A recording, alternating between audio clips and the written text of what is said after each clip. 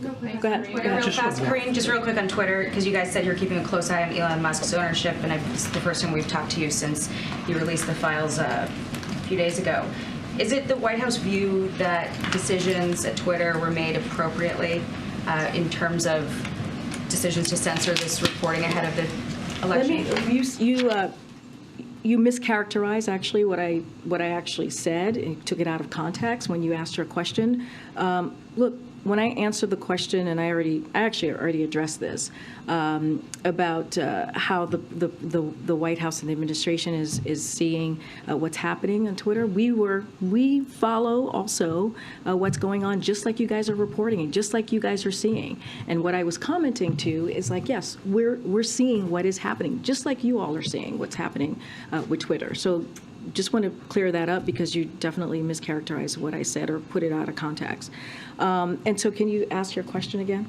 Yes, I mean, my question was that you had said, I think 6 or so days ago, that the White House was watching closely the situation at Twitter after Elon Musk's ownership of it with respect to misinformation. And because these files were released on the basis of, hack materials clause at Twitter, decisions were made to censor reporting leading up to the election. My question was, is it the White House view that these decisions were made appropriately in light of what has come out? Which decisions? By whom? By Twitter. By Twitter on, okay. So look, we see this as an interesting or a coincidence, if I may, that he would so haphazardly, Twitter would so haphazardly push this distraction. That is a full of old news, if you think about it. And at the same time, Twitter is facing very real and very serious questions about the rising volume of anger, hate, and anti-Semitism on their platform.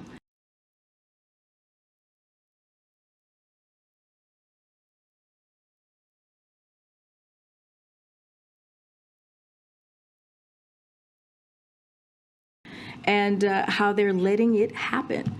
And, the president said last week, more leaders need to speak out and reject this. And it's very alarming and very dangerous. But our focus right now is helping the American families. I just talked about what the president is going to be doing in Arizona, talking about the CHIPS and Science Act, talking about how we're bringing manufacturing jobs back here to the U.S., talking about under this administration, more than 700,000 jobs have been created, in manufacturing jobs to be more specific. Look, what is happening, it's frankly, it's not healthy. It won't do anything to help a single American improve their lives. And so, look, this isn't. We see this as an interesting,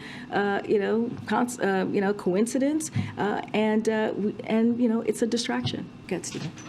Other things on the to-do list: the antitrust tech bill. Does the president want to see action on that, Melinda? I don't have anything more to say than what I shared last week. I refer you back to. I was asked about this a couple times last week, so I refer you back to those comments.